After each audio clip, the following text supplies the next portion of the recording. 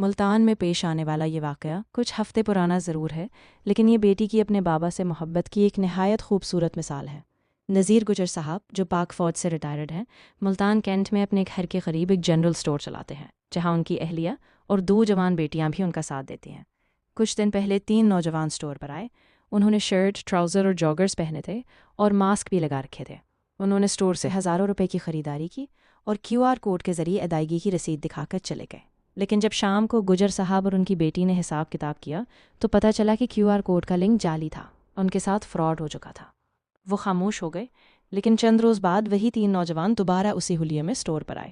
انہوں نے تقریباً 20,000 روپے کی شاپنگ کی اور پھر QR کوڈ دکھانے کے لیے موبائل گجر صاحب کے ہاتھ میں دیا۔ اس بار گجر صاحب چوکس تھے۔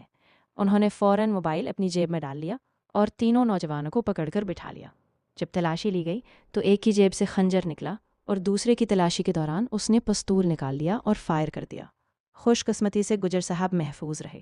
اسی لمحے ان کی بیٹی، جو وہاں موجود تھی، نے بہادری کا مظاہرہ کیا اور ڈاکو سے پستول چھین لیا، لیکن وہ تینوں نوجوان دھکم پیل کر کے فرار ہو گئے۔ گجر صاحب نے فوراً پولیس کو اطلاع دی اور پولیس نے CCTV کیمروں اور موبائل لوکیشن کی مدد سے صرف 24 گھنٹوں میں تینوں کو گرفتار کر لیا۔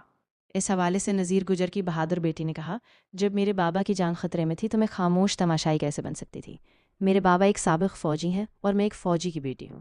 میں ان حالات سے نمٹنا اچھی طرح جانتی ہوں۔ واقعی بیٹیاں صرف گھر کی رونق نہیں ہوتی، ضرورت پڑے تو اپنے بابا کی ڈھال بھی بن جاتی ہیں۔ واقعی یہ کہانی ہمیں دکھاتی ہے کہ کس طرح بہادری اور محبت ایک دوسرے سے جڑ کر ایک مضبوط بندھن بن جاتی ہے۔